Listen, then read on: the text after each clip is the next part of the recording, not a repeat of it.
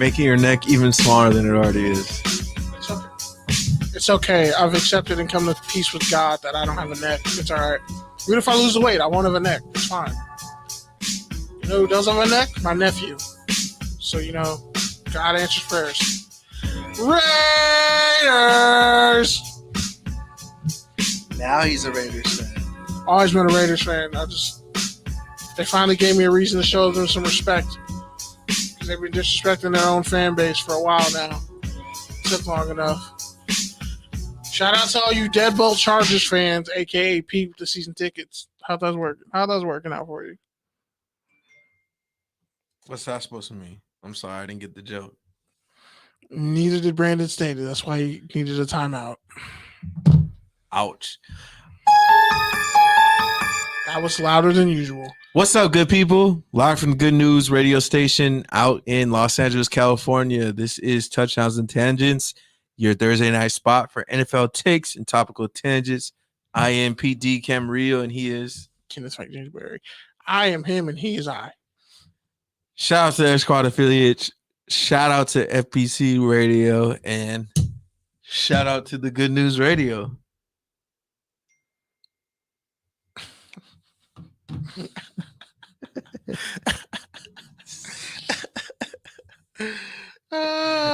You know what? It's really simple. Downloading the Good News Radio app. Like, it's free. I mean, you can literally sit here and enjoy all your favorite shows for free.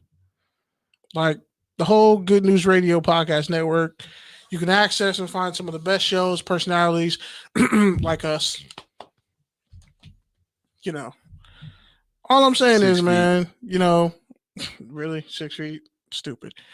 All I'm saying is, you know, right at the tip of your fingers. You know, unlike the Chargers. It's called a live read, not a fucking testimonial. That's the point of a testimonial. Unlike the Chargers, who they had victory at the tips of their fingers. All they had to do was cooperate. Cooperate. That's like turning in a 1,200 word feature when all I asked for was a news blurb. That's like 100 word news blurb. That's like which probably you've done before. I'm sure you've done that before. Honestly, I think my first basketball story over the winter break was like a 3-part series that I had to completely rewrite. 3,000. No, you just published all of it. You just took out one word and just said, "I'm not." Fuck this. Like, it's good. You don't need to write this many words. It was like a 900 word recap. No. It was like a 2,000 word recap. Yeah, it was like a 2,000 word recap. It was like 2 days late.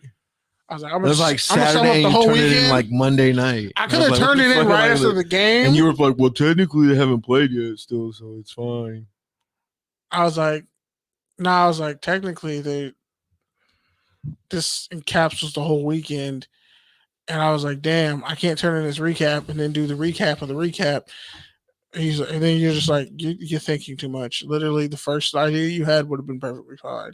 But it's good to know you can write 2,000 words on a fucking recap, because that was a lot of basketball and it was pretty boring, even though they dominated. So, you know, that helped me in my journalistic career, realizing, oh, well, at least I know that was when I first met you, so I had the kid gloves on. Nah. Because, like, I did stuff before that. That was when the semester was over. I came in like October. That was like December, January. So I was kind of already entrenched. I mean, shout out to Todd Gurley. I mean, shout out to all the former Bulldogs. I don't know about, Taylor Rapp right now. I don't know how he's feeling. Isn't Taylor Rapp from Washington? Yeah. So what does Washington have to do with anything? I mean, they're Huskies. Dogs, Huskies, same family. You pulled that one out of your ass. That was nice. No, I didn't. That was nice. You got it together. I mean, kind of just like that read.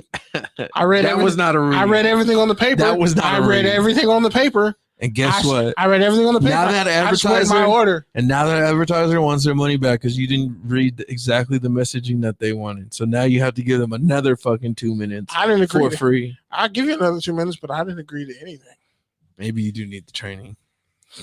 Nah, I don't. I just like to be different sometimes. Yeah, But yeah. different is cool, but different is also code for Let's broke. talk about it. No, it's not. At least at first. I mean, if you're Wale, different is definitely like probably wrong, I guess. I don't know. Anyway, Pete's wearing the shirt of a loser, and That's why the Clippers have the higher seed, right? Continue. how many championships do they have? Continue. How many champions? The Lakers have become the UCLA football of basketball, and the Clippers that's what happens when the you sell other your team soul. When you in sell your your same soul to the building championship team that has nobody had respects. a better record than you for 11 out of 12 years. That's crazy. What did you just say? 11 out of 12 years, the Clippers have had a better record than the Lakers. That's fucking wild. 13 years on. I think it's 12 out of 13. Hold on. You're making my brain hurt. What? It's been Kobe retired when? 4 years ago? 5 years ago? Longer than that. 6 years ago? It's been like 6 years, yeah. Shit. And they were terrible for about 4 years. No, they had like 7 years of not making the playoffs. Fuck. Yeah, because remember, Kobe was hurt for 2 years, too. 3. Julius Randle's already a grown-ass man. He's like, what, year 7? Yeah. Fuck. No, because wasn't him and Anthony Davis? No, he came before Anthony Davis, right? Fuck. No, he came after. Did he? Oh, well, you mean draft-wise or to Lakers? Yeah, because Cousins came first. Wait, what are you asking? Kentucky players, because like, yeah, Julius Randle's after came them. to the league. He was after them. Anthony Davis. Yeah, he was after them. And Anthony Davis is what, in his 10th year in the league?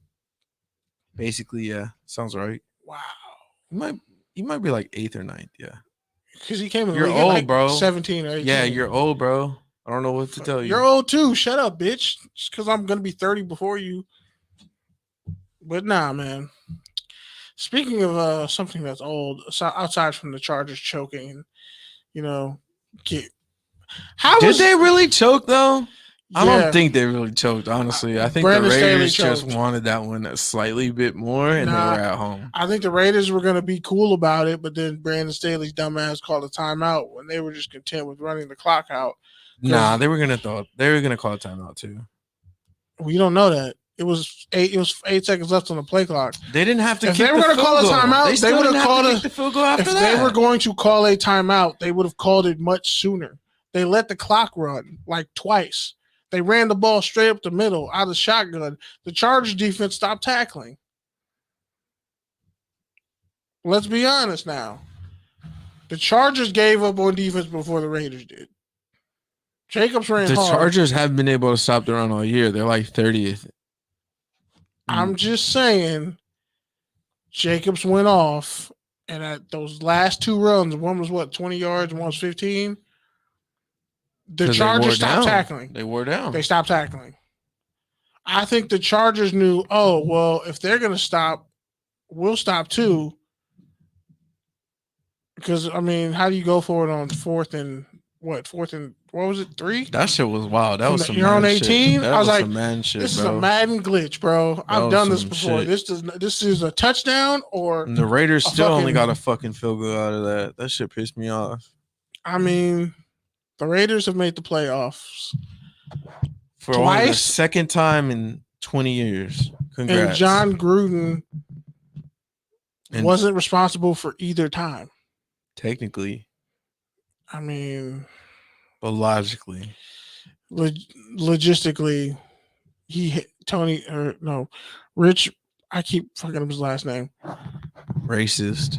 No, I just keep forgetting how to say it. You just called him a stereotypical fucking no, his first name is Rich. That's like me being like, oh, what's your name again? Dante? Oh, shit. My bad. Really, you said Jerome, it would have been more. Wow, you said fucking Tony. I didn't. I said Rich. You said Tony before you said Rich. Say Tony. Okay, we'll run the tape back. We'll run the fucking tape back. This is gonna be a fucking bit. This is gonna be a fucking bit. God damn it, Eric! If you're listening, cut this for me because you literally said Tony. I hope he's working Rams. You said Tony, and then you were like, "Oh, I forgot his name." He actually quit like 2 weeks in. What? Yeah, you didn't know that? Me and Eric don't talk like that no more. Yeah, he quit. It was a shit show mixed with like a dumpster fire. Well, that's how it always is. That's how it was. I quit the first week because I was like, "Oh, y'all having underage people serve people alcohol. I'm out. I'm out before this gets worse." And I can say that I was. It got better since then, though. They got much better. It got much better. They actually like hit me up to see. But it's still not that much better. They hit me up to see if I could work the Super Bowl. I'm thinking about doing it. You won't. Should I? You won't do it. Should I really work the Super Bowl? Yeah, you should definitely. Should I do it? But you won't. Put up a poll. We'll put up a poll. But I gotta work the tailgates for like 12 hours. What's wrong with that? Should I do it? I mean, you're still getting paid to be at the Super Bowl. Would you do it though? I would do it. Should I hit them back up and let me work in sessions? Should I do it? I would do it. The Super Bowl is going to be more intense. It's going to be a bitch getting out of Unless the Raiders and the Rams are in it, the Super Bowl is going to be unless they cancel it and move it to Texas. Because, the Omicron. That's a thing, yeah. The Omicron now is like Invasion of the Body Snatchers. So, I mean, like, I got tested twice in one day. Hey. Blood work and then the nose swab, which, by the way, they don't shove that shit deep in your ear anymore. They just like whirly bird it around your nose, your nostril. I was like, you mean they don't shove it up your nose? They don't shove it all the way up your nose anymore. You said ear first. See, I didn't say ear. Bro, I did not say ear. Bro, are you good? I said whirly bird around your nose. I didn't say you ear said ear before that. Are you good, bro? Ear, bro? Are you good? Are you here? You can't see. You got that Javid Best, huh? You got that CD. That's not funny. Town business. I definitely didn't say ear. What the fuck are you listening? You literally said ear. I did not say ear. Somebody's probably in the chat, but like I didn't say ear. Check the other chat that E and them are in. I can't believe that shit. That's crazy. You can't remember shit. See, Kenny, I think you said it. Really? You called him Tony. I told you. Tony on that scroll up because he could be talking about something else. Because I didn't. No, that's it. That's the one thing. That's the only thing. Well, shit, we're gonna run the tape back, bro. I might have been talking about something else, but I was gonna say I can't say Rich Bashir. I can't say his last name. Unless it's the skull. If I hear it, I can say it. Unless it's the soul of the skinny twin that you ate in the womb. That's not funny. Let himself out. That's not funny. My birthday's in a month. Fuck you. That's not funny. Don't even know. The skinny twin's coming out, bro. Twin sister. That's fucked up. You just waited till 30. I had a twin sister. R.I.P. Yeah, dick. What? To Kendra? Fuck you, bro. What would your mom have named her? What did you just say? Kendra? Yeah. Really? Yeah. Really? Yeah. That's cute. Okay, story time. He said early on, said Alzheimer's. That's not funny. It runs in my family. That's really not funny. Like, I don't know if it's because of the jab I got, but my memory's been kind of weird and I've been getting headaches lately. Maybe it's all the sugar you've been eating. But... No, I definitely am going to blame it on the shot that I took in September. That's not having lingering effects. Yo, but no, so story time. My mom, yeah, she's pregnant with twins. Unfortunately, I think she's talked about this on the show before, but like, unfortunately, miscarriage. I was gonna say Penny, Kenny, and Penny. That, god damn it. I'll get to that later. Better. Yeah, that was her name. So my mom got a bunch of baby clothes for girls, baby onesies for girls and shit, a bunch of clothes, because she thought she was only pregnant and like the ultrasound only said there was one kid, and that it was a girl. So she had a miscarriage, but she was still sick. So what the fuck is going on? She goes back to the doctor. Doctor's like, actually, you had twins. There's a boy in there. And then my grandfather was like, oh my God. Because like, had a bunch of girls in the family. There's only like a couple male cousins. And like his youngest daughter had a son. Wait, did I say that right? See, now you got me second guessing my fucking self. I can't say shit today, bro. Yeah, it's been weird. So yeah, so my grandpa was like, damn, my youngest daughter is having a boy. This is amazing. And I pretty much got named after my grandfather. But my first name is because my mom's best friend was named Kenny. Like she worked with at the Naval Hospital in Oakland before Clinton shut it down. Yeah. So that's how I'm named Kenny. But she went back to the doctor. They're like, oh, you're actually having a boy. And then my grandma and my grandpa and my mom were like, well, fuck, we got a ton of girls' baby clothes that we can't return. So until I grew out of it for like 3-4 months, or probably, I think the longest was like 7, my mom dressed me in girls' baby clothes. And then the running joke is, oh, we would have named you Kendra. I was like, see, this is why I was an asshole to y'all. Yeah, the naval base. Actually, Eric, I'm gonna get back to my mom because she probably was there. I don't remember the name of the. Yeah, Alameda. There we go. She worked at a naval base in Alameda and something. Really? else. That's a brewery now. That's crazy. That's a brewery now? Oh, yeah, the brewery's lit. So I've been to the brewery. So I mean, is that a field trip? Is that a? It's right there. It's right there on the bay. It's really nice. Touchdowns cool. and Tangents field trip. Yeah, there's like a vodka tasting spot right there, a wine tasting spot. There's like, it's like 4 different, a brewery, a vodka, wine, and then there's like one more thing. So I'm gonna get drunk at the. I mean, it kind of has like a eerie. Wait, Eric, naval base vibe, Eric, but that outside last of that, joke cool. didn't make any sense. That wasn't funny. And the Raiders are definitely going to go further than the Niners, possibly. All right, so with that, man, let's jump right into the football. A bunch of shit happened this week. Mainly, the playoffs are set. Let's start with the fact that all the Chargers had to do was fucking not call a timeout, and the Raiders would have tied. Honestly, I was down to tie just to send a big FU to the Steelers. Thank you. Fuck you, big man. Go into retirement a loser. No, I'm just kidding. But honestly, I didn't want to play the Chiefs. No, Eric, in the it's too round. late. You already fucked up in the chat. You already misspelled it. And Justin Herbert is a dog. I wouldn't want those problems. I wouldn't want one game versus Justin Herbert. When I covered him in the Senior Bowl, his whole career. Hey, Kenny, did you cover Justin Herbert at the Senior Bowl? Well, there was this one time at the Senior Bowl. Did you not cover Justin Herbert? Hey, Kenny, did you cover Bill 2 years ago? Yeah, he won the academic Heisman too. But yeah, like I watched him play at Oregon, and I was like, okay, if he can grow into like to where he like can aggressively throw the ball downfield. And then you realize that Oregon. You thought he was overrated at Oregon until you saw him at the Senior Bowl. No, because he had such a great running game. History. He had such a great running game and supporting cast. I was like, fam, they just run the ball. Like he only throws it when he has to, but his receivers really weren't that great because Juwan Johnson, who's a tight end in the NFL for the Saints, was a starting wide receiver who was a transfer from Penn State. That was his leading receiver, a dude who's now a tight end in the NFL. So yeah. And then Johnny Johnson, who's going to be at the NFLPA Bowl, he's there. But like I think they had like Micah Pittman. Like they had a super young. It was the receiving corps wasn't that great, but they had like a ton of great running backs and like 4 senior linemen, and then Penei Sewell at left tackle, who was like a freshman All-American, and you saw what he did as a sophomore. But yeah, like when you look at Herbert, honestly, if you put Herbert on the Chargers, I could argue that. I mean, you put Herbert. You can't talk today, really bro. Can't. Fuck. Wow. If you put Herbert on the Kansas City Chiefs, I think they might be better.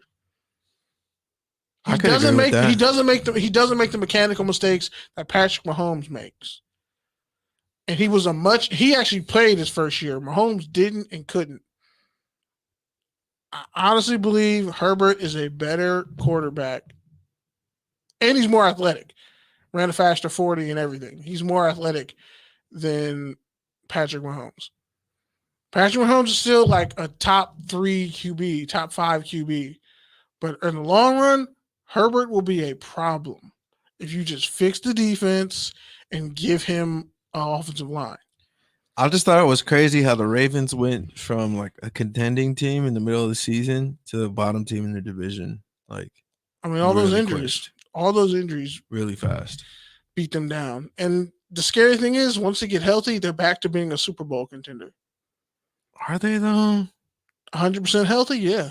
You got to throw this year away, bro. Lamar's ankle was banged up. Everybody was getting COVID, sick. Half the team tore their ACL. Their defense has been stitched together for like a solid 5 years. J.K. Dobbins was gonna have a breakout year. Their defense has been like stitched together for like 5 years. J.K. Dobbins. They need to actually give that defense some TLC and some resources. I mean, and not just expecting their DBs to make everything happen by jumping every route. J.K. Dobbins and A.J. Dillon. I think he's better than A.J. Dillon, but A.J. Dillon and J.K. Dobbins are like future Pro Bowlers. They were going to do some things with Dobbins, which would have opened up the passing game more. And you saw what Mark Andrews did when him and Hollywood Brown went over 1,000 yards. And Andrews broke the receiving record for the franchise in the season, catches and yards. So I look at the Ravens, they are hurt. They'll come back. Their first round pick was really good. But yeah, like Eric said in the chat, like Herbert's more patient with the ball. And yeah, he went 34 of 64. He kept throwing. His receivers made some, like Guyton made a hell of a catch where it should have been like 4th down. And he somehow caught that shit on the sideline and stayed in bounds.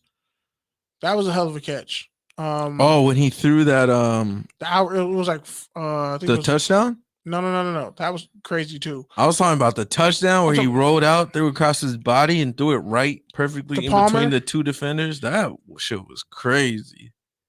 I was like, that looks like a simple play because it's only like 15 yards. But I was like, that is not a simple play. Most QBs can't do that. That was fucking spectacular. And he put it like literally in the fucking perfect spot. Crazy. But yeah, also a team that collapsed last week, the Colts, they got their cheeks smacked by the Jacksonville Jaguars. They haven't won there since what, like 5-6 years? Since Obama was president. Wow, that's embarrassing. Like since we were in college. Damn. Like since you were at Elko. You were at Elko the last time the Colts won in Jacksonville. Damn. That's pathetic, sir. That was 3 lives ago. Like you already died and come back 3 times. That's 5 incarnations ago. Yeah, I barely recognized that guy. Like, shit, my sister might have still been in high school. Was my sister in high school the last time they beat the Colts? Fuck. And then when Andrew Luck and RG3 were at the RCA Dome. Andrew Luck looks healthy with all that extra football weight off his face and jowls. And he's like, my father was loaded before I went to college, and now I'm even more brilliant, and I retired at the right time. They really ruined Andrew Luck. The Colts didn't deserve him. And they were like, when I saw a meme, it was like, high school reunion, POV high school reunion. One of you guys is a high esteemed lawyer. That was RG3, and the other one's a geology teacher who loves his life. Yeah. Hey, holy shit. And the geology teacher was the star QB. And the crazy thing is, Stanford recruited RG3 to play defensive back. That would have been wild. They would have messed him up.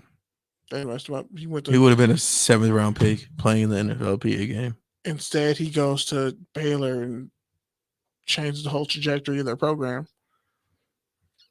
He really should be in their Hall of Fame right now. I don't know if Baylor deserves a Hall of Fame. Mike Singletary went to Baylor. Show some respect. A lot of things have happened at Baylor that aren't worth respect. I mean, we're not going to talk about the kicker who stabbed his teammate to get playing time. We're not going to talk about the basketball team where the same thing happened.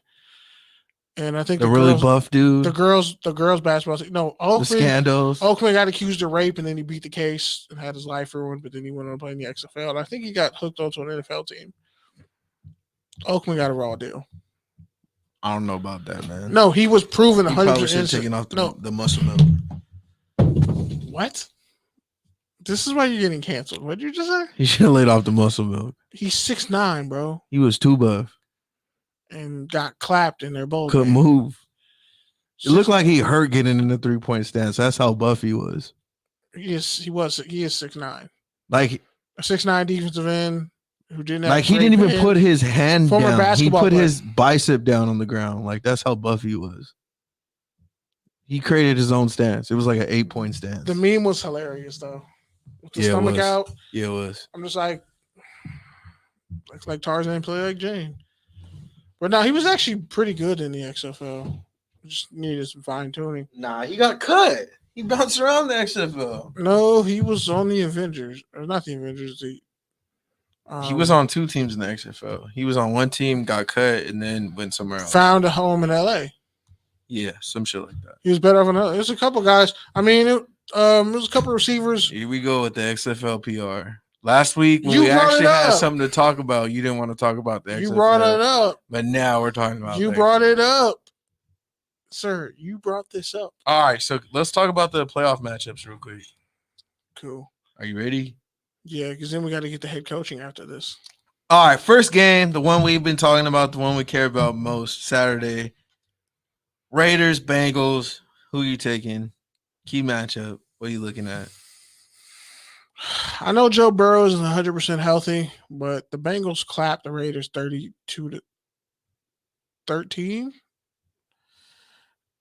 And the way they played against the Chargers, bro, all the completions they gave up and just penalties, Jamar Chase is going to pick a DB and just throw his hand up.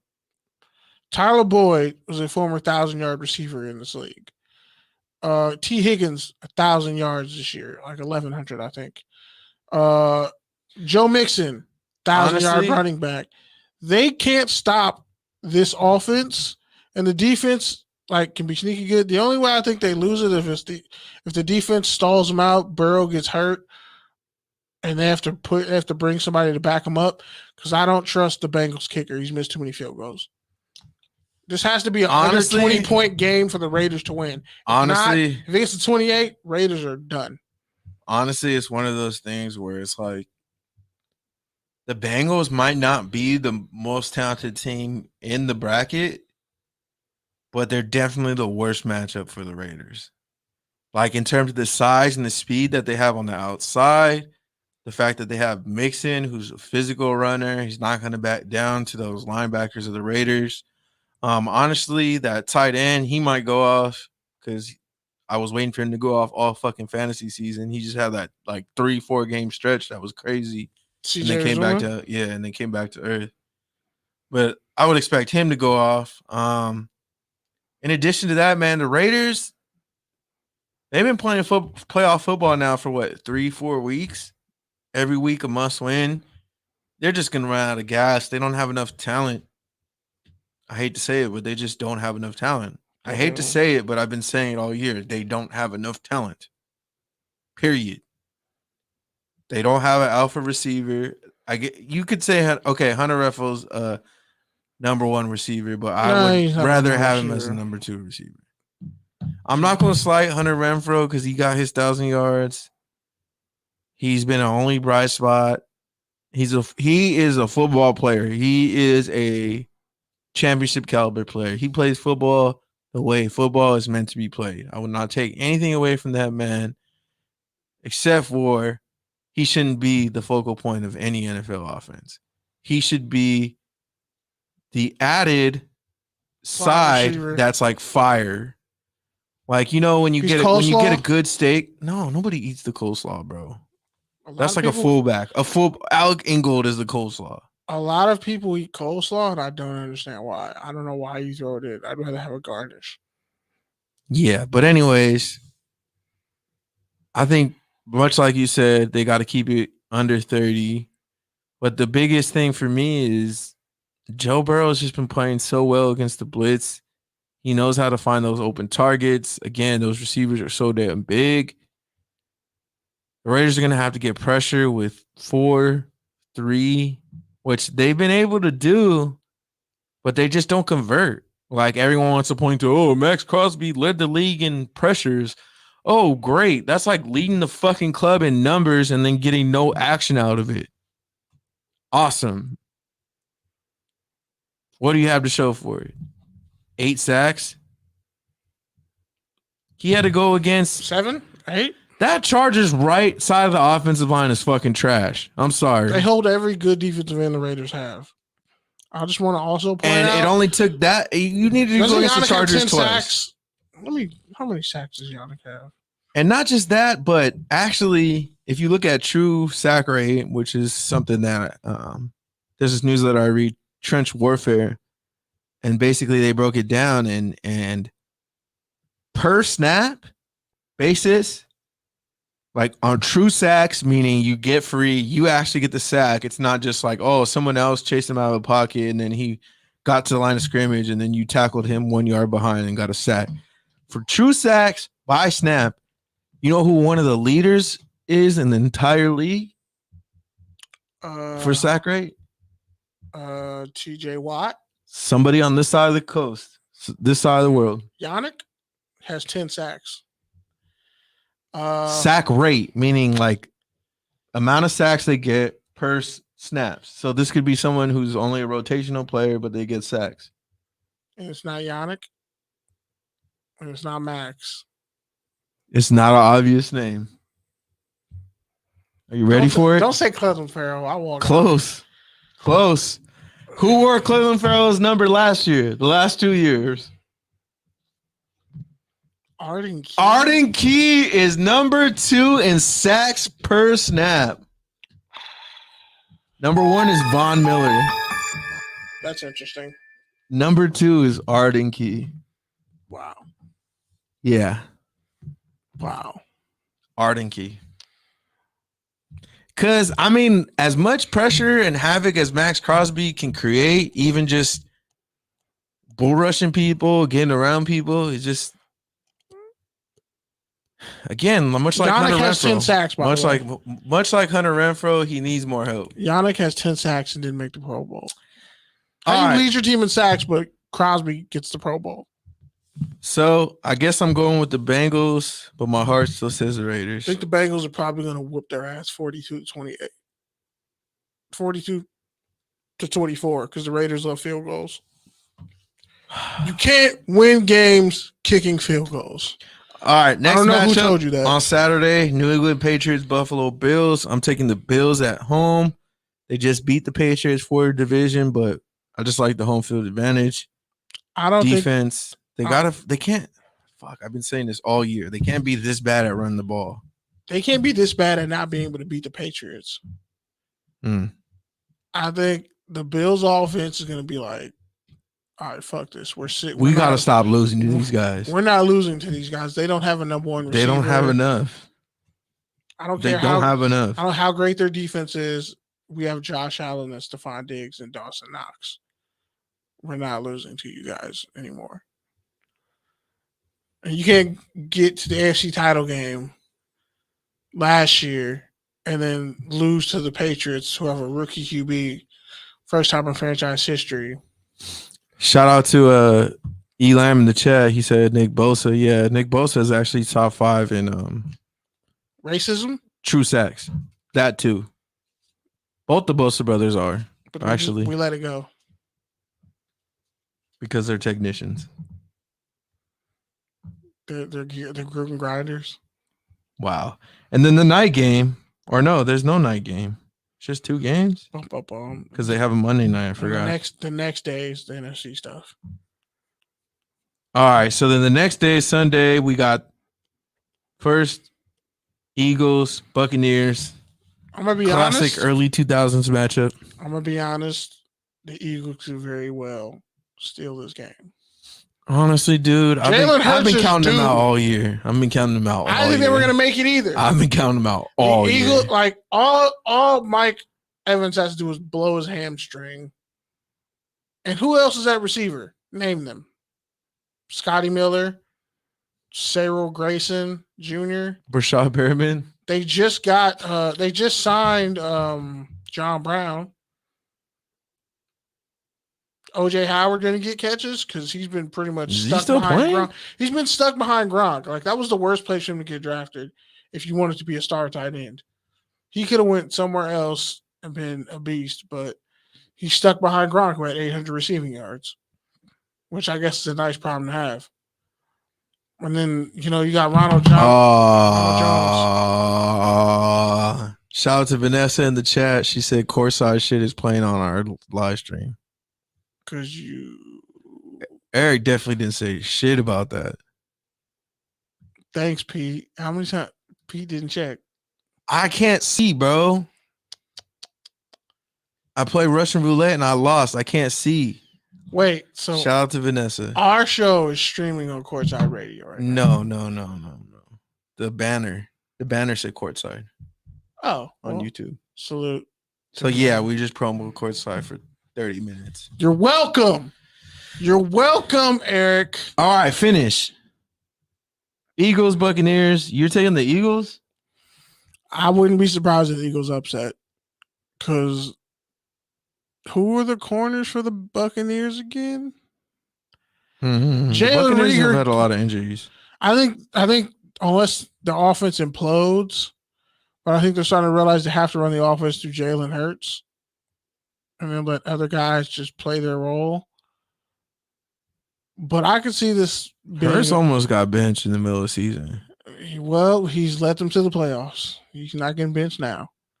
Unless Nick Foles walks through that door. But I still think the Buccaneers are going to win, but this is an upset. This is a trap game for sure. Because if the Bucs go out, Aaron Rodgers is going to be singing "Oh Happy Day." Or he probably don't want to see the Niners or the Cowboys. Or he don't want to see the Niners in the NFC title game. Or the Rams. But, yeah. Who's next? 49ers, Dallas Cowboys. Cowboys fans might slit their wrists vertically in a tub full of lemon juice if they lose to the Niners. Another good old NFC old school classic. Like if they really lose to the Niners, bro, Cowboys fans aren't going to recover. Have they won a playoff game these past 20 years? They won 2, 3. Have they won a playoff game? A couple. Oh, yeah, when they beat the Lions. Then Sue got robbed. And I think I owed you some chicken or something after that. You definitely. Actually, I bet someone on that, yeah. You owe me a couple bets that you lost this year or last year. But CTE, we don't remember them. And we're not going to go all the way back in our archives. Yeah. It's funny how people forget bets, huh? Yeah, people forget bets. You give a dude $100, he forgets all the bets that you owe him real quick. And then as soon as he pays you back, he remembers all the shit you owe him. Hey, I know I just paid you back, but don't you owe me for 3 bets, dog? Like 3 bets that came true, and we watched them come true. Scumbag. All right, I'm taking the Cowboys. I got to. Because you're closet Cowboys fan? Vander Esch, Smith, Martin. 5. Diggs has 11 picks and leads the league in most yards given up. And he made the NFL.com All Pro because that's a thing now. All of a sudden, he should be. God damn it, we should have an All Pro. TDT All Pro. Yep. Well, I mean, we kind of. And then we could just add everyone. Congrats. The 69th NFL podcast names you an All Pro of the league. Hey, we're huge in France. They like us in France, bro. He said, I'll bring the razor. Yeah, I'm telling you, the Cowboys are going to be slitting their wrists vertically in a fucking tub of lemon juice if they lose to the Niners. So are you picking the Niners? I hate the Niners, but I hate the you Cowboys. Hate both these teams. I'm okay for mutually assured destruction. That's what the acronym MAD is anyway. So you're going for I'm going Bay Area. You're going for a Bane takeover mid game? Yeah, because we all know shout out Tyrell Suggs. Hines Wars ain't never returned a fucking kick for a touchdown in the NFL. A dude with no ACL outrunning the whole team while the field's exploding and all of them are dying. Yeah, I don't believe that. So you're saying that was fabricated? That was fabricated. You don't have the speed or the acceleration or the agility to do that. I don't know, man. You gonna sound like a hater. You gonna play that clip when he try to get in the Hall of Fame? I'm kidding. He's a great player, but yeah. All right, next one: Pittsburgh Steelers, Kansas City Chiefs. Gonna win that one. Do the Steelers have any sort of chance? I don't know. Run the ball with Najee, right? I don't know how much Ben has. They have to, but the Chiefs are just gonna throw bodies at him. The Chiefs have enough to just throw bodies at Najee Harris. This is the least afraid of the Chiefs I've been in 5 years, if I'm being honest. And it's not even a talent thing. TGN, It's almost like a mental thing. It's TDT All Pro, sponsored by TGN. Y'all could have your own All Pro. Y'all over here trying to co-op our All Pro. Yeah, he really just co-opted. Yeah. He thought about it too, because he said that 2 minutes ago, Eric. You sat on that shit like TGN All Pro. Somehow Mike Hale's on the front. We're nowhere to be found on the poster. Like, okay, I see how it goes. All right, in the last game, the Monday night game, which what? By the way, why the fuck do we need a Monday night wild card game? Why do we need a Monday night national championship game? 3 games on a Saturday. Because you wouldn't appreciate it. I guess. So now you're going to make me watch fucking Russell Westbrook throw up bricks on a Saturday night? You're going to watch it. I don't know if the Lakers are playing on Saturday, but I'm assuming that there's probably a basketball game, and it's probably the Lakers playing on Saturday night. You know you're going to watch it. So just, in the words of the NFL, shut up and take it. You filthy whore. But yeah, so apparently that's the game of the week. All right. What's the keys for the Cardinals to win?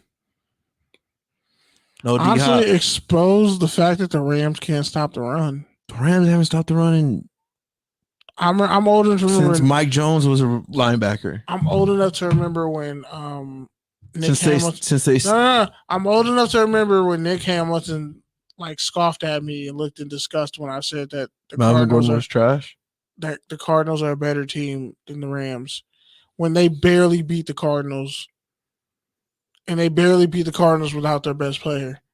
2 of their best players. And J.J. Watt's coming back. And I just want to point out. I'm not pointing to J.J. Watt's coming back that much as a thing. You said let's chill. He's designated for return. He's probably going to come back.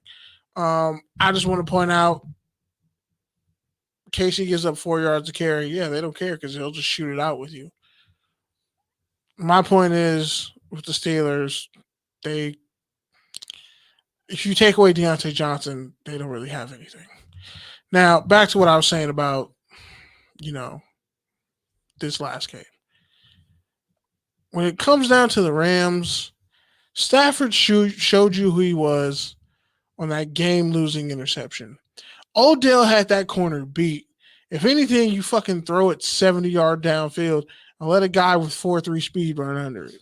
Which, by the way, Odell... He had a beat down the sideline. Odell made some fucking catches, bro. He had to stop and come back. Odell's been making some plays, man. Like, for real, Odell has been making some fucking plays. Just like I was talking about with Herbert, like, Odell he did some shit where he caught it on a knee, like, between 2 people as he was falling down, like, on a slant route, and I was like, bro, that play barely get a first down. It's not going to make SportsCenter top 10. But that was a fucking play, man. And I think it was like 3rd and 4, 3rd and 5. And it's Niners, fourth quarter. Yeah, I was like, dude, this dude's a dog. How did we all dog him out of the league so fast? Yeah, how did y'all dog him out of the league so fast? Because I didn't. I told y'all Odell just needs to get out of Cleveland. He hasn't been a free agent for like most of his career. Y'all realize that, right? He's year 7, year 8? And this is the first time he got a chance to be free. Arizona can run the ball, and they just need to do enough in the passing game. Like, Jalen Ramsey's already proven he's a hothead. If the safety blows his job, or if he blows his job, he might blame it on the safety when he punched Tyler Rapp. That's why Eric Weddle's coming back out of retirement, out of mothballs. You saw Utah in that Rose Bowl game and got expired. The Rams really think they're the fucking hype house, bro. Like, Eric Weddle gonna be on. Might as well sign Clay Matthews. And Todd Gurley. What's Clay Matthews doing, bro? And Todd Gurley, goal line back. All I'm saying is, when you look at Eric Weddle coming back, he'll probably have like 77 to 72 speed on Madden. How much he got left, bro? He's probably just about the same speed as Taylor Rapp. Jordan Fuller got hurt. That doesn't help. So now you got Taylor Rapp and you got Eric Weddle. Ugh. Either way, all your bile just came out of my liver right now. You said that. Your safeties are slow. Either way. That makes Laurent Landry and Adam Archuleta sound like a dynamic duo. Rondell Moore's due to make a play. Andy Isabella is just a fast white dude who I guess is still playing. I don't know. Like, they just don't give him the ball. AJ Green is out there, so somebody has to cover him. Christian Kirk is their best receiver. And you got Zach Ertz. So not only can the Rams not cover tight ends, they also can't run the ball. And also, you can't really run down Kyler Murray because he's so. Here's what I've learned about the Rams the past couple of playoffs. They do just enough to get out ahead, and if they can if they can choke the way they did against the Niners, they can definitely lose to the Cardinals. Exactly, and not just that, but they're always an Aaron Donald injury away from being mid. Or Jalen Ramsey pulled hamstring. Or ejection. All it takes is something to go wrong with Aaron Donald's shoulder, but even not even Aaron Donald, just that depth that they have along the defensive line, they really count on it. And if any of those guys get hurt, like we've seen Michael Brockers get hurt in the past when he was there, really kind of took all the air out of a team that already struggled to stop the run. So with that, the biggest X factor is going to be Kyler Murray, and the best way to neutralize that is by getting interior rush from the inside, which is where the Rams are strong. So if something were to happen to Aaron Donald, I'm not saying that it will, but if it does, I could see the Rams really being in trouble. Outside of that, it's also a Monday night game, which shifts everybody's clock up, mixes everything up for no damn reason. I don't know why. And technically, whoever wins will have a fucking short week. But okay, I guess NFL. I mean, it's just funny to me. Like, outside of the NFL really just does extra ass shit. It's funnier. Like, I don't know what's funnier, the ending of Hard Knocks for the Indianapolis Colts or all these scheduling conflicts. Because actually, no, it's that and Pittsburgh trying to appeal TJ Watt's sack record. That shit's funny too. When it comes down to it, just make all your divisional games on a Saturday. You mean the wild card games? Wild card and divisional. Put the wild card games in the morning, and the other games. What are you talking about? We're talking about scheduling. What are you talking about, though? I'm saying you can't put all 6 games on one day. No, actually, you can. Thanksgiving proved that.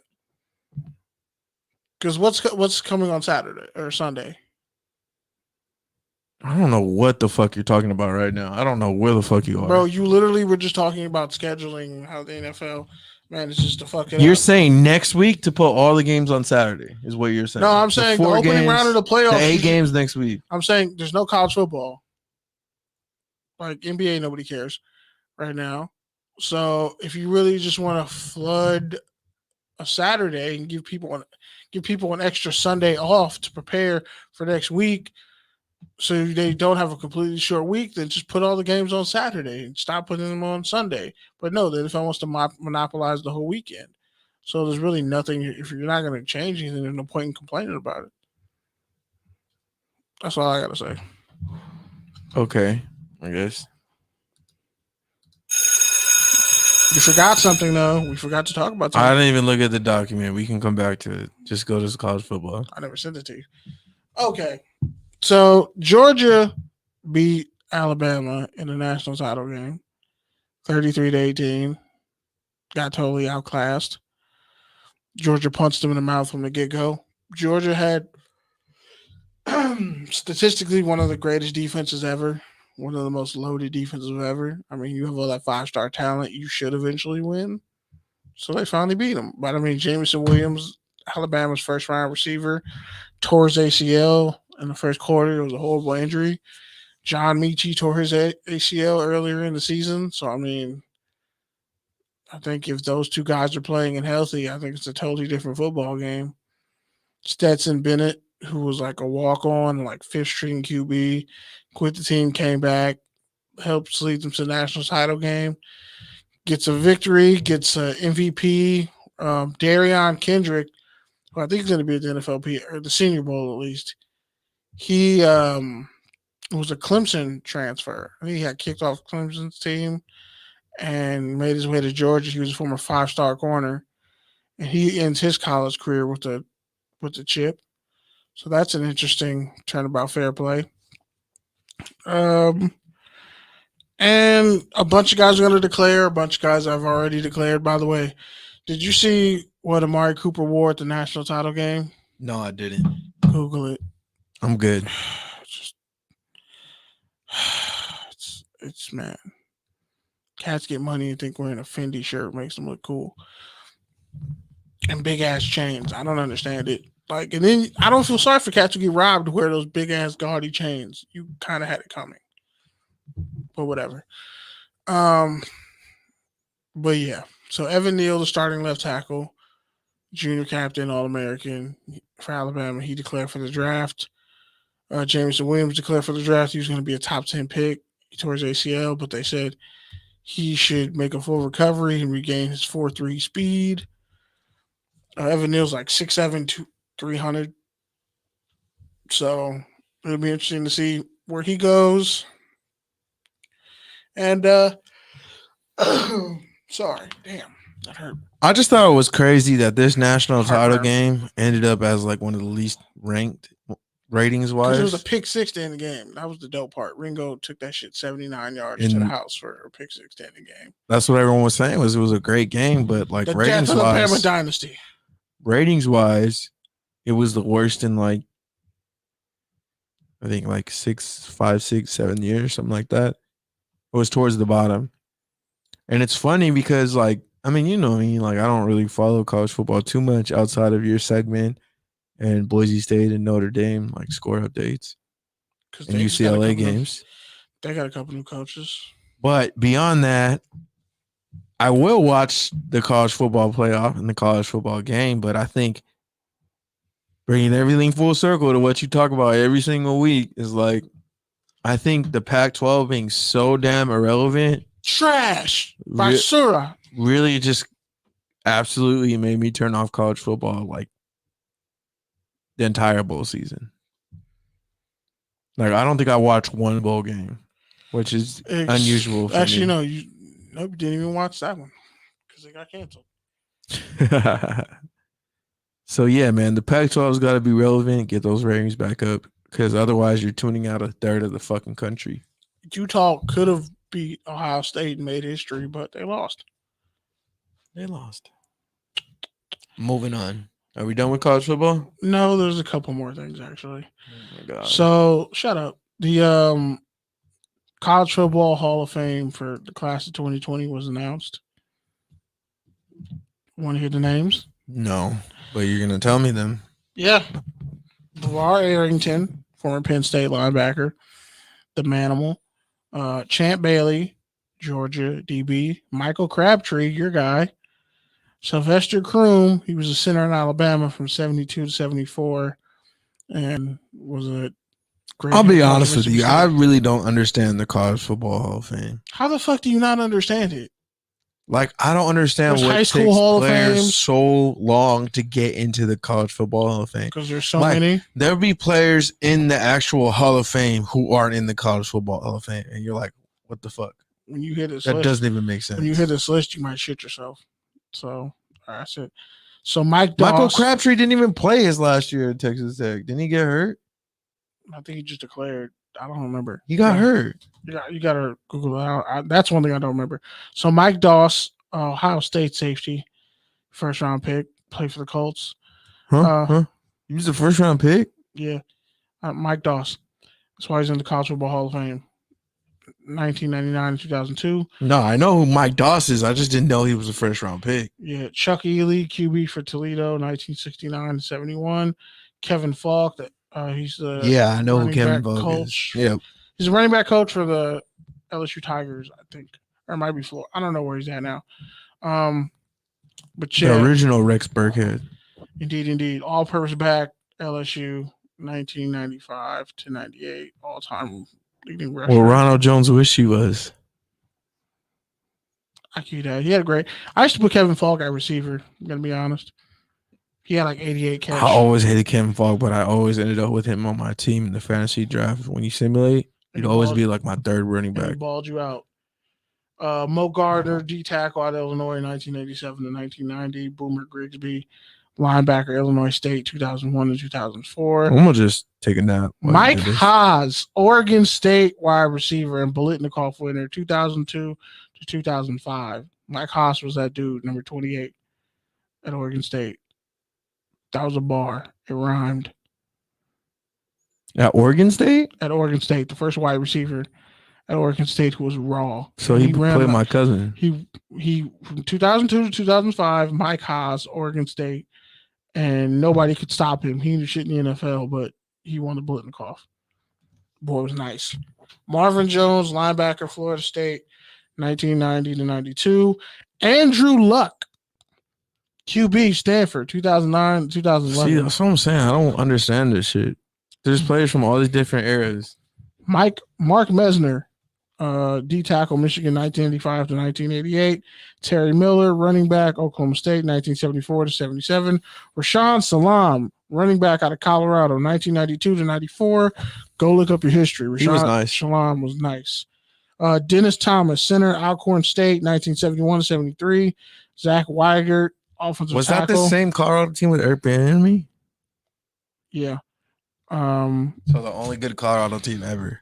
No, they had a stretch for like 5 years. They were nice. Zach Weigert, Nebraska, 1991 to 1994. And Mr. I destroyed T.O.'s leg, and they still made it to the Super Bowl. Roy Williams, defensive back, Oklahoma, 1999 to 2001.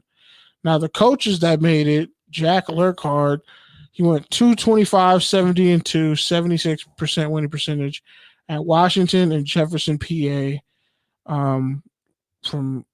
Jefferson, PA, from like 1982 to 98. And then he was at California, PA, 2002 to 11. 2002 to 2011. Then Billy Jack Murphy, he went 91, 44 and 1, 67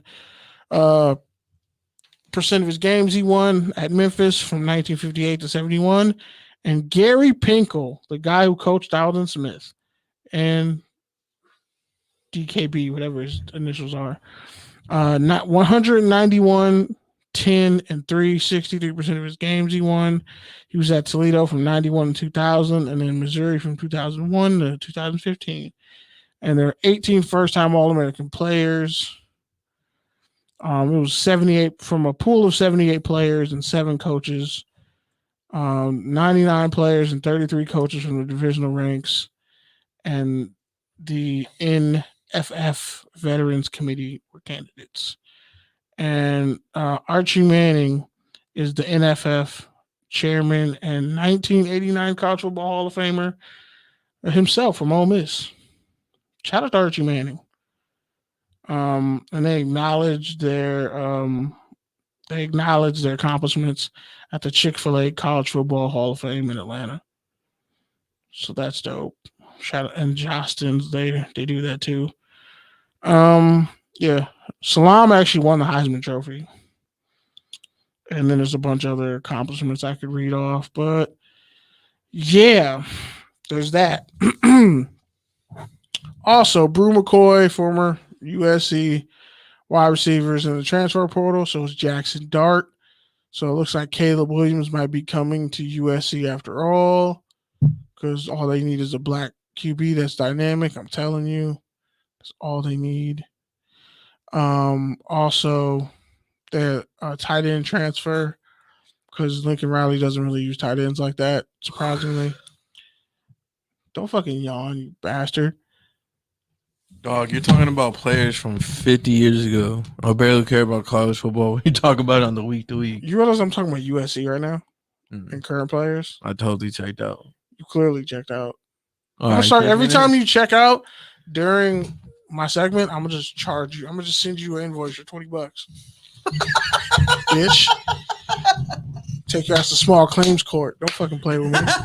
All right, so every time you don't send a rundown, I get to invoice you for $20? No, because you won't pay attention to said rundown that I give you for the college football section. So it's planned obsolescence. At least I have shit relevant to the podcast to look at rather than just doom scrolling. So at least I'm you still doom kind scroll of anyway. Yeah, but then at least I can go back to By the way, show and figure out what UCLA the starting fuck you quarterback are. is coming back for yet another year. Darion Thompson. I forget his last name. GT3. Yeah, he's Please coming refer back. to him by his name. I mean, GT3. what did UCLA win? No, they didn't have a bowl game. Did USC have a bowl game? Oh wait, they didn't win because no Pac-12 team won a bowl game. Yeah. You see, I do listen to you. So that you admit the PC3 needs to happen to save I didn't say West that. Coast football. It does. The PC3 needs to be a thing. And if I don't get money for it, just know I'm gonna have a fucking documentary going to my grave how I told the Pac-12 how to save fucking college football once and for all and become a mega dynasty by, sucking up all the other schools. To the next segment. Yeah, pretty much. I miss XFL show founder over PC3 show founder. Show fodder? Yeah, you know what I meant. You really can't say words.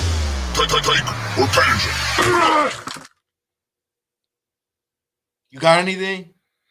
Yeah. So Brian Flores got fired by the Miami Dolphins. Oh, we didn't even talk about any of the coaching fires. Oh, All right, so let's just go through all the coaching fires. No, this is for Take Your Tangent. That's what I'm saying. We'll do all of them for Take Your Tangent. Yeah. So you go first. Since Brian Flores got fired by the Miami Dolphins. Okay, so when he went forward, so don't against say Bill yeah, Belichick. like you agree to me, like absurdly, because No, you gotta go clearly we first. were thinking the same thing. So like, don't make it seem like it was your idea and you already thought about it. was We my just idea. thought of the idea at the same time. I mean, I wanted to talk about it 20 minutes ago, but you skipped college football and tried to rush my segment and then didn't listen to the segment. That's some nigga shit. How you gonna rush me into the segment when I wanted to talk about coaches getting fired, and then when we get to the segment where I can talk about coaches getting fired, you don't want to go first, bitch? All right. The worst part is I don't even remember what coach you just asked. Exactly. Oh, you my said Zimmer God. with the. I didn't. No, I didn't. I said Who'd a you black. I said a black dude. There's Oh, only- Brian Flores. I'm glad you thought of him first. Yeah, Miami Dolphins. I was gonna think of fucking Colin. His name is David Culley. That's disrespectful. I know he did Steve Smith Sr. wrong, but damn, you ain't got to disrespect the man's name. He did go 4-13 with the Texans in his first year and was clearly a fall guy. Let's hire a black The guy. Texans weren't as bad as they should have been. Like, They let's be weren't. real. They could have lost every game. They- And nobody would have batted an eyelid. They could have won 6 games and it would have been respectable. 4 games. And they lost some close ones. So, yeah, they could have been a 6 or 7 win team easily. Yep. Without their best fucking franchise player. But anyways, And you they asked cut about Zach Flores. Cunningham. You asked about Flores. Went 4-2 against And Belichick. McKinney. Yep. Traded him. Went 4-2. And had 2 winning seasons. Didn't they win like we're 7 games at one point in a row? They went like 1. They started 1-8 and then finished like 8-1 or 9-1. No, 8-1. Yeah, so that was really the biggest surprise of the Black Monday, no pun intended, the day So when everyone racist. gets fired. Honestly, we've talked about this many times. I don't know what the fuck the Dolphins are doing. They don't deserve happiness. Like I don't know what they're doing. It seems like every time they start showing a little glimmer of like hope, they cut it down and start over, and it's like, but their ceiling is still just like 9-7, 10-6, sneak into a wild card. They haven't had Maybe win 1 game. They haven't had 2 back-to-back winning seasons since Ricky Williams was there. The year he won the rushing title. That was like 2003, bro. But I'm saying, like, how many waves? You of, realize like, Patrick Surtain was in the league. Now his son is in the league. that's crazy. The last time the Dolphins had back-to-back winning seasons, Patrick Surtain Sr. was in the NFL playing in his prime. And Jason Taylor and Zach Thomas were old as shit. Don't be disrespecting them. They had Sam Madison too. Did you ever take them? Did you ever take Zach Thomas in your fantasy because he was always there late because he was old? No, I usually got to linebacker first, but I would pick like super athletic guys. Makes sense. But yeah, as far as Flores, I think he deserves another job for sure. I hope the Raiders sign him and they get Pep Hamilton as OC. I mean, in Miami, all black coaching didn't they staff. have a black GM? He's still there, Chris Greer, but they didn't get along. Black head coach, black front office. Oh, Chris Greer's been with the team since like 2000, but he's been there 20 plus years. They were going to get rid of him. But pretty much what the rumors are is he dog cussed out Tua. Apparently, they said, "Fuck you, you're a bitch. You suck. You play better. I like Mac Jones better." When Jalen Waddle, your 6th overall pick, who runs a 4.240, sets the rookie record for catches in the season with like 104. And he started off the year hurt. And he had 1,000 yards, but guess how many yards per catch he averaged? 7. 9.8. That's not that bad. You ran a 4.240, my guy. That's better than Jarvis Landry. Michael Thomas average is higher than that, and we know what the fuck his numbers are. Hunter Renfrow has better average yards per catch, and he runs a 4.58. Okay. You run a 4.2. Like, the offense was putrid. So you're all saying you did Tua was throw is bubble ass. screens and so shit you're agreeing with Flores and shovel passes. So you're agreeing with Flores. I never liked Tua. I didn't really believe in him. I told you, bro. It's just okay, fine. He's a capable starter. And then you're like, oh boy, if you look at his first 16 games, it's Tua, better. Bro. No, I didn't. You believed in I said he can get them to the playoffs, but he's not a franchise guy. You believed in Tua in his gap year. You trusted Tua in his gap year. You thought Tua should still be a top pick. Bro. You thought he would still be a good quarterback. He was worthy of being a first-round pick. I agree. And then the right situation, like on the Patriots, he'd be perfect. But here's my issue. Aside from getting hurt a lot, bro didn't take any chances deep. Mike Gesicki is sitting there. He could be a Pro Bowl tight end. Lingering in obscurity. 700 yards receiving a year, but virtually no touchdowns. Didn't you say Tua's little brother was going to be better than him? His little brother's on Maryland, and he's actually kind of nice, but he's not going to be Tua. But here's the thing. So they say, he doesn't like James Caldwell. The former Jim Caldwell. Jim Caldwell, the most successful coach in Lions history, practically, quit before the season even started. Brian Flores apparently doesn't know how to talk to people, allegedly. Doesn't really work well with certain people, I guess. Tua went off on him during the game, apparently, because the offense was putrid. But the offense was so putrid, I would go off on Tua too. And he never wanted Tua. He wanted Herbert, actually. I don't know, man. He wanted Herbert. Imagine if he got Herbert and not Tua. That would have been perfect. Oh my God, they probably already be in the Super Bowl because their defense is legit. Yeah, I think there's something to that though, because we've seen the only successful Belichick coach, by the way. We've seen this before with New England coaching tree, but yeah, I think that's the other reason why I would have kept him though, because like he's the only team that's been successful against the Patriots versus the Patriots. All right, next one. We'll just get to it. David Culley, Houston Texans, 4-13. Yeah, again, man, I thought it was fucked up that he got fired after 4-13 with his best player out, and also a trash roster that easily could have been a lot worse. But like, wasn't he like the last person to get hired last year anyway? So he was kind of just like he was a lame duck hire. Yeah, pretty much. A diversity hire. He's light skinned and he's been a long time NFL head coach, a long time assistant coach. Guess what's gonna happen? He's probably not gonna get another fucking head coaching job. He never will. I mean, he wasn't really head coaching material. Which is what Troy Vincent talked about. Black head coaches get a raw deal. They don't get retained. They get fired for dumbass reasons. The jobs and offers they get are ass. And guess what? When they finally do, they're too old to get another second chance. Or you get a second chance like Anthony Lynn with the fucking Lions, and then you end up getting fired anyways. Yeah, that was some bullshit. He got fired as OC. When DeAndre Swift actually had a great year individually, and he didn't fumble all year. If you remember his rookie year, he had a key fumble that lost him the game and a drop. And in his second year, he doesn't fumble the ball at all. And he played hurt. But, that's how it goes. It's fucked up. So another one, Mike Zimmer after 8 years and 3 playoff appearances. This one should have happened 3 years ago. Thank you. Honestly. They got to get rid of Kirk Cousins now. You got to get rid of Kirk Cousins. He's not the problem, though. I would say, fuck you, Kirk Cousins. You're out of here. We're trading you somewhere else. And then be like, hey, Aaron, you want to come to Minnesota? He's not going there. But I mean, Cousin, he hasn't been the solution like he was supposed to be when they gave him all that money. But he's also not the biggest problem on that team. To your point, that their defense is old and it needs some rejuvenation. Corners, edges. The linebackers are slow now. Harrison Smith is hanging on by a thread. That's kind of sad. Like he's still good. He's the coldest white safety in the game. The coldest white safety. He gets the benefit of the doubt a lot. Yeah, you can't blame what's his face anymore. You can't blame Xavier Rhodes. He's not there anymore, getting burnt.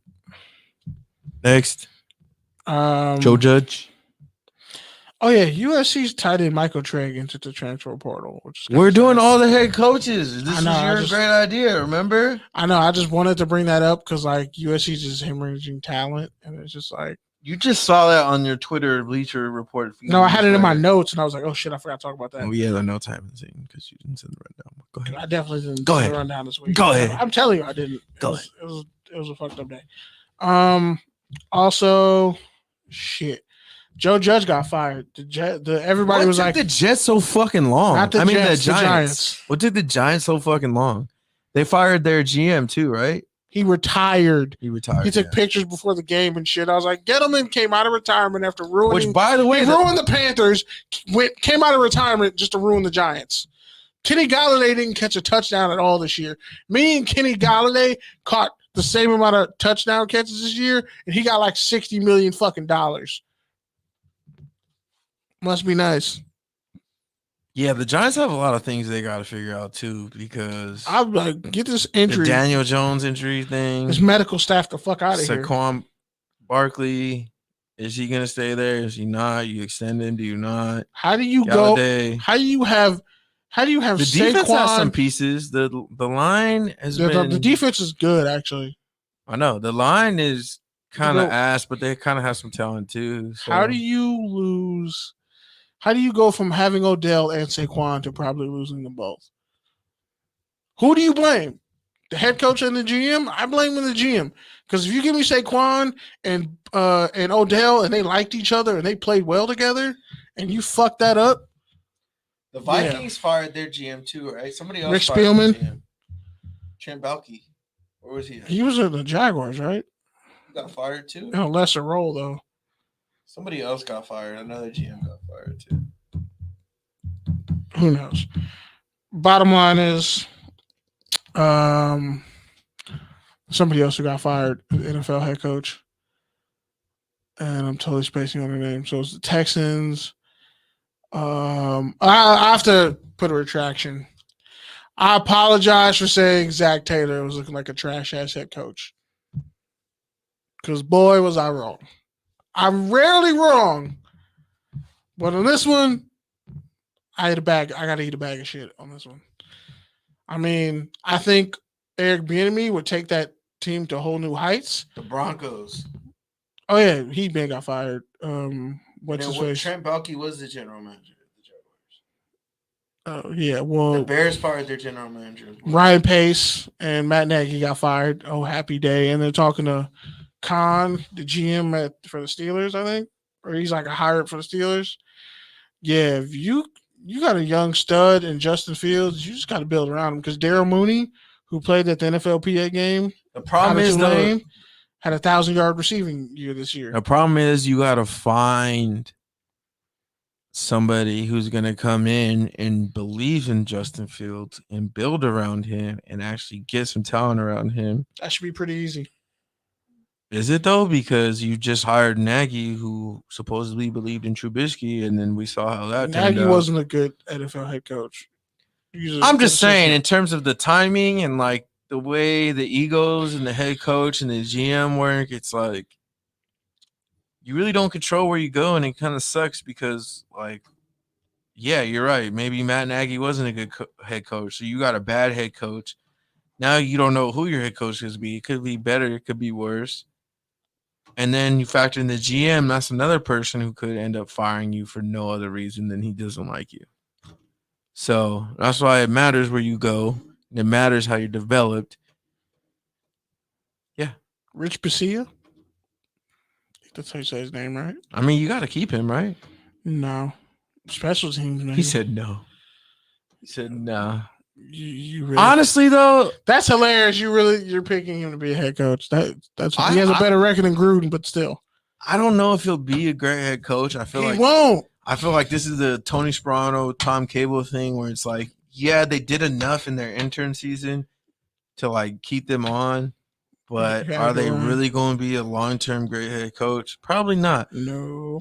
However, considering everything the Raiders team has gone against, they still rallied around him, and he's actually made more second half adjustments than Gruden ever did. So with that, and he took some chances, gave us the Mariota package. He comes out and calls Vic Fangio, that's his name. He calls a good game plan as far as like taking chances and being aggressive, which is what I like about him. He called the team out. Exactly. Yeah, he's a football coach. But yeah, to the Broncos, they fired Vic Fangio, which I don't know, man. How many lame duck coaches can the Broncos have? They should just hire Adam Gase, like for real. That's where he made his name, anyways. Again, I mean, Peyton was really calling the plays. Out of all those jobs, which one would you say is the top one? The Vikings? No. The Dolphins? It's between the Dolphins. The Broncos? The Bears? It's between the Broncos and the Dolphins. Here's why.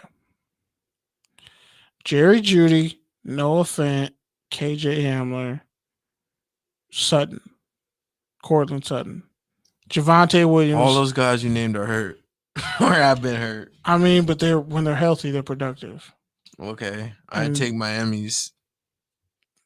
I would take. I've never taken Devontae Parker, so that's already a no. Who's their starting running back? Yeah, exactly. Never mind. Okay. And they've missed on linemen. So Minnesota then. Thielen, Cook. Who is first off? Justin Jefferson. First off. That's Aaron Rodgers' division as long as he stays in Green Bay. Detroit's trash. Which you might not stay Chicago's still better than them. Chicago, there's too much work to be done on offense. Minnesota does not have championship grit. Them losing in the NFC title game broke them. It's the Eagles. You don't think it was trading away their best player a year later? Who was their best player? Stephon Diggs. I mean, you got Justin Jefferson, who's arguably better. So what's your point? Arguably. I mean, was Stephon Diggs doing that shit his second year? No. Stephon Diggs created himself into an elite receiver. Jordan Jefferson came into this bitch. Justin Jefferson. Dog. What did I say? What did I say? Yeah, you have diabetes. I said Dustin or Justin? You said Jordan. Oh, shit. His brother's name was Jordan Jefferson. Sorry. But yeah, Justin Jefferson was a 2-star recruit. Stephon Diggs was a 5-star who went to Maryland and was a 5th-round pick who the Raiders passed on. Justin Jefferson worked himself into being an all-pro receiver. You just said that about Stephon. Dog, listen to the show. He was a 2-star recruit. SOS, dog. Did you hear that? I don't know what the fuck you're saying right now. Okay, Justin Jefferson was a 2-star recruit. You started off the whole thing saying Justin Jefferson. Okay, wait, hold on. Was a better player. Be quiet. Hold on. You started this whole conversation saying the difference was Stephon Diggs made himself into an All-Pro. That's how you started your point. Wait, hold on. You're right, I did. Then you ended your point by saying Justin Jefferson made himself into a first-round pick. You didn't say that, though. He was a first-round pick. But you didn't say that. You didn't say that. One was a first-round pick. You didn't who was say a 2-star recruit. You didn't say that, though. I did say that. You said the same thing for both of them. Order. I didn't say it in that order. You said the same thing for both of them. I didn't say it in that order. You're going to listen back to this show and be like, was I on crack? I don't smoke crack, motherfucker. I said it. No, I'm just playing. But nah, all seriousness though, like Stephon. Motherfucker, I am. But nah, like, all seriousness though, it's between Minnesota and Denver. Because Denver still had a good defense, even though their offense was boo boo.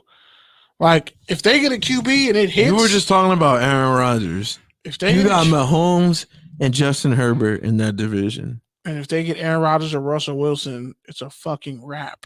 I wouldn't say it's a fucking wrap, but it's the Chargers choke.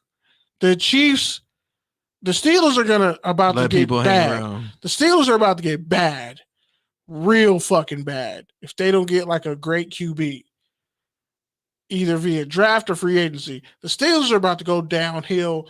They're about to go the way of fucking of Foster's Freeze in LA. You don't even see those anymore. They're the only ones I know over in Linux. So there's a lot of teams that are going to wash out. And let's be honest, the only team that can consistently win 12 games a year in the AFC are the Chiefs. So if you get a dude like Aaron Rodgers on Denver, here, all you elite this receiving talent, to where you guys are dynamic as fuck, we'll fix the offensive line. Don't worry about that. And I got 2 running backs, Melvin Gordon and Javonte Williams, and 2 tight ends. I'm killing that shit. Yeah. He stole my fucking meme, that bitch. You saw that one? Go look at our account, bro. That I'm posting that meme. Niggas doesn't even look at our own IG account. TDs_tangents. Sickening. Go look at it. Just look at it. Oh shit, you did post it. Bro, yeah, right. People steal our shit. Let's change it. But you steal the shit from somebody else, so it's not really stealing. But the caption is what's important. NFT. If you just put the caption and don't put anything else, you're stealing it. I put a caption and then like add a funny diss in the line. That's where it's different. Fuck you. Why you gotta go back and bring that up? The walk with me. You a bitch. I just want to know that. You got the yes low 3 zone. I don't. Not today, though. Not today. No, not today. Woo. All right. So touchdown or turnover. Do we have anything for that? Yeah. All right. Let's see if I can find the sound right now.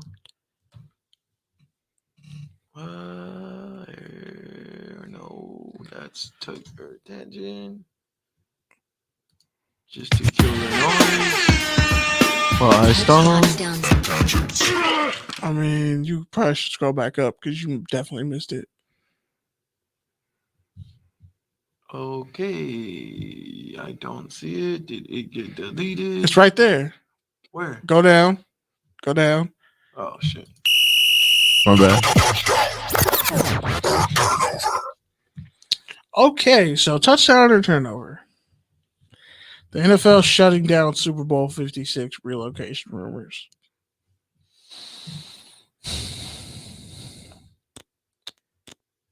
If Jerry giveth, Jerry taketh away.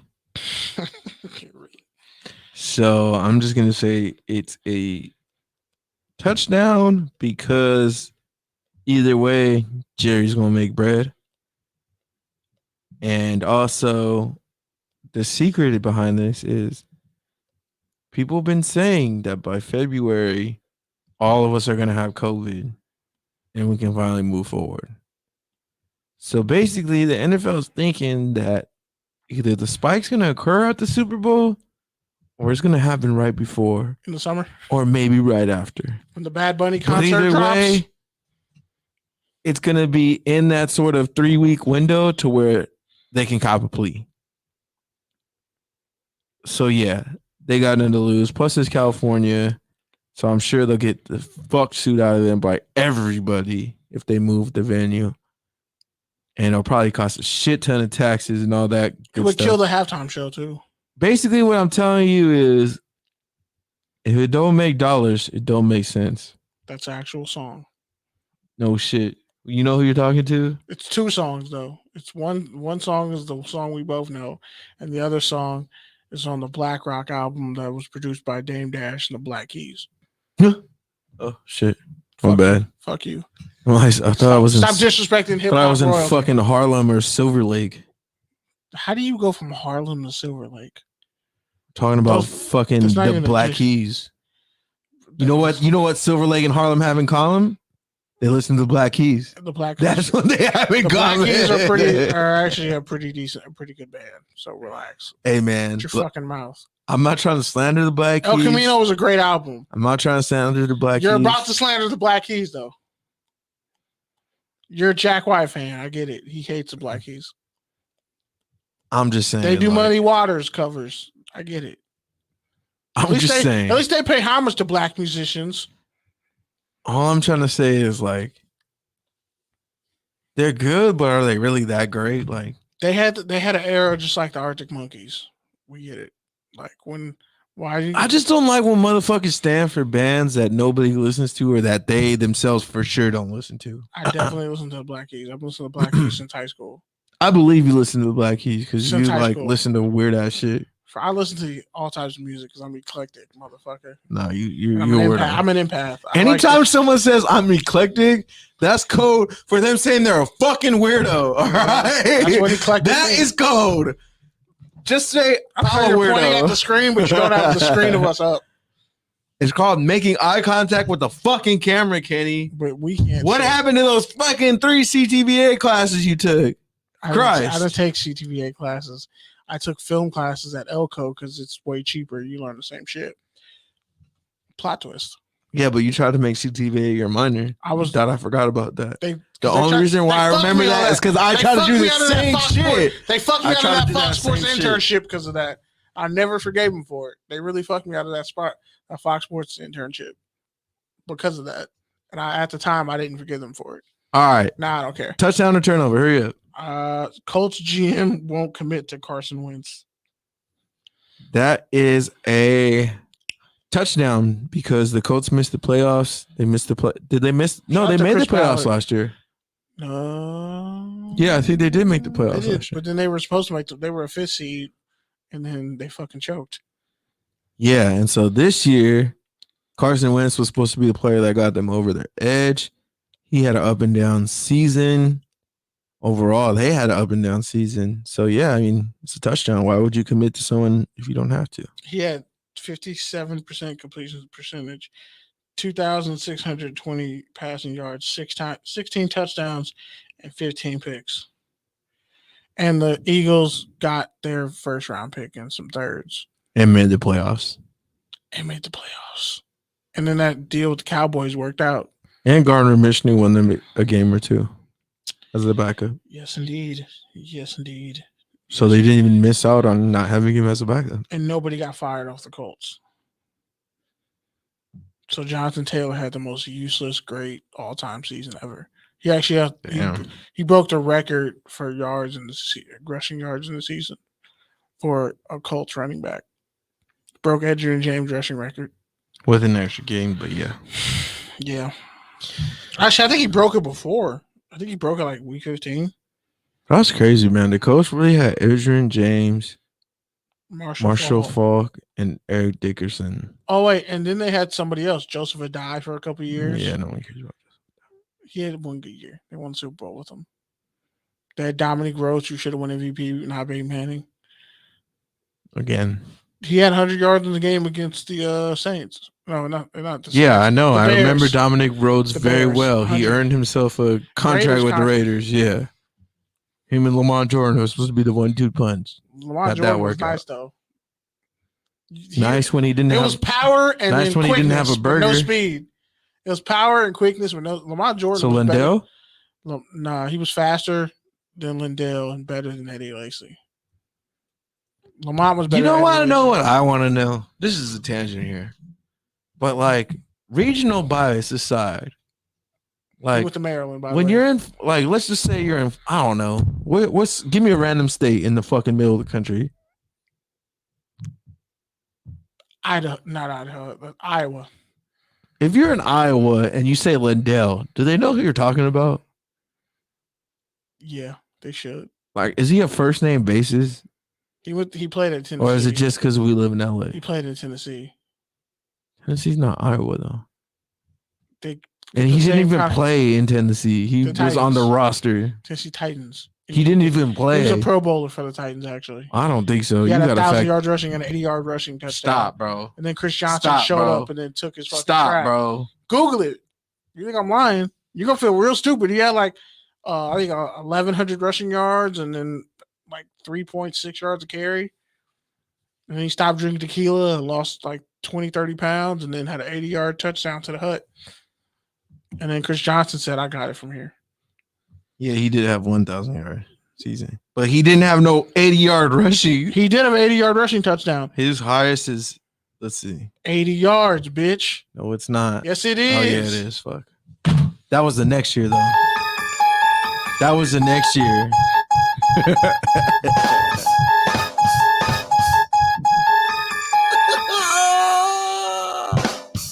Dumb bitch. Man, I really didn't even know he played for 4 years, honestly. That feels like that's a bet and you owe me some kind of wins. We didn't bet, though. We should, but that's a bet we would make in the car. And you. What was the most touchdowns he had? 8. 15. Oh, shit, yeah, he did. That was probably the year he made the Pro Bowl. Dude, he never made the Pro Bowl. He was an alternate. You were wrong on that. He never made the Pro Bowl. Alternate. He never made the Pro Bowl. Google Lindell White Pro Bowl alternate. He never made the Pro Bowl. Google Pro Bowl alternate. That still counts, even though it's not technically. It doesn't technically count, but it counts. All right, moving on. Moving on. We're over time. Okay. Shit, I had one and then I forgot it, so I'll just give you this one. Bart Scott, former NFL linebacker, told Josh Allen he should take Viagra against the Patriots because it increases blood flow and it helps you from being cold. And now, touchdown to turnover. And if football players taking Viagra before games in cold weather, touchdown, get that blood flow up. Fuck it, do what you got to do. Oh, I found the one I wanted to talk about. This shit is hilarious. You ready? I got one. It better not be mine. Go for it. Okay, so Kelly Stafford, Matthew Stafford. That was mine. Fucking asshole. Bitch. I knew it. Go for it. All right, Kelly Stafford, Matthew Stafford's wife pleaded to Rams fans to not sell their tickets to Arizona fans. That's the battered Detroit Lions fan coming out of her. Touchdown. I say that's a turnover because this man really just fucking Russell Westbrook the segment. Yes, I did. I'm calling what she said. Hold on. You first of all, I was gonna say you waved me off, then you drove to the oop. You pump faked it. You took too long. You pump fake pass. I hesitated, so I just said, "Fuck it." I got it up, missed, grabbed your own rebound, and now you're trying to shoot it again. Go ahead. Now continue, King. Go ahead. And now you have to dap me up at the line. Go ahead. It's a turnover for the simple fact that you lost to some pretty bad teams, and Matthew Stafford has the stench of Detroit Lions on him. And let's be honest, a lot of Rams fans are bandwagoners. When the Raiders came to town to play the Chargers, it was practically 80% Raiders jerseys. I'm going to say... And there was a couple Rams jerseys in the house, but guess what? If the Rams and Raiders had played, there'd be more Raiders fans than Ram fans. It's happening next year. Don't worry. So when you find out and Daddy comes home, you find out, oh, this is the house that the Raiders helped build just 30 years after the fact. Don't get mad because we told you. Touchdowns and Sanders told you so. I'm going to say this. It's a turnover only for this. You got to win. You got to win something. Not just that, but if you remember last year, she went on radio and kind of came to the aid of her husband about how bad the team was and shit like that. But at that time it was oh, this is Matt Stafford's wife, right? Now she's being called Kelly Stafford. Her profile is slowly raising just by being adjacent to the Rams starting quarterback. And so what I'll say is this, Rams fans out there, I know, YG's in a weird situation right now in the city. But y'all ain't got one other fucking popular Rams fan to get on the radio and tell you guys to go to a fucking game? What sort of fucking Ramley is this, really? Like, come on. You gotta have Kelly Stafford get on the Family full airwaves of step and cousins. call y'all out. Family full of step cousins. Your stepmom really just came into the room and just laid down the law on you guys. And the worst part is, she ain't won shit either. What is this, her second playoff game? Third playoff game? Come on, man. Rams fans do better. There's got to be one Rams fan out there who's more famous. Fuck it, get Jacob and Ronnie to fucking say that. You got to get Kelly Stafford to come to your aid. Come on. Damn. Can you find like Ricky Prohl? Can you find his sons? They made it to the NFL. I think that's the funny thing about the Rams is like the Rams fan. They're like the Rams alumni who fuck with the Rams are the LA Rams from the 90s, 80s, and 70s, which they were only good like a handful of years. They had what, a Super Bowl run and a championship run before that. The St. Louis Rams. But the team that actually Jerome won Bettis was a Ram. The greatest show on turf, that's the St. Louis team. Missouri. And I feel like they still fuck with the Rams somewhat, but like at an arm's distance. They fuck with the Missouri fan base a little bit. But they really want to steal all the LA fans. When deep down, the Raiders fans who gave up once they moved to Vegas. Let's talk about it. All right, so let's go ahead and move on to the rants. Wrap up the show. We're over time, so let's make it quick. All right, cool. I'm going to get mine out the way. So, Kayvon Thibodeau, Oregon edge rusher and potential number 1 overall pick. I think he's better than Aiden Hutchinson. More athletic, more upside. He pretty much said when he was talking to Joe, I think it's Joe Klatt, during the national title game about how Oregon is just a much better choice than Alabama. Yeah, I could go to Alabama. I'd still probably be there. I'd be winning championships, but football eventually fades. I got to do something the rest of my life. And honestly, a degree from Alabama doesn't really hold any weight or mean anything. I can go to Oregon, and they'll tell you this: 90% of Oregon graduates, especially if you're a football player, automatically, you have a job in the corporate world at Nike waiting for you. I can be a global brand at Oregon through Nike. I'm just a star in Alabama. What's the California or West Coast perception of Alabama? They're not Harvard at all in the slightest. And he's right, because they're not. And Oregon is like the Harvard techie. They're like the techie. Stanford is. They're like the Harvard mixed. Stanford and USC and UCLA are. They're like the party school of Arizona State with the techiness of USC and Stanford mixed together. You're stretching, but I see what you're saying. I see what you're saying, but yeah, it's a stretch, but yeah. Like they're homegrown, they're techie, but they also like get rowdy and shit. And they got some dimes up there, but a lot of them are like not from Oregon. Like Oregon ain't producing baddies as a state like that. They're getting them imported from other places. I don't know about that, but go ahead. No, they're producing a lot, but like a lot of baddies, they're not from Oregon. They went to Oregon. They're from somewhere else. Like that's the new wave too. A lot of people saying they're from secondary states, but you just like claim it because you haven't really lived anywhere else and you can't claim LA. So no one's going to second guess you if you say you're from Oregon, but you're really from New Mexico. But anyway, I mean, there are people who like felt offended by that who are Alabama grads on Twitter. I'm not going to say names, but you know, I just think don't get mad because he's right. And the fact that you got mad means he's right.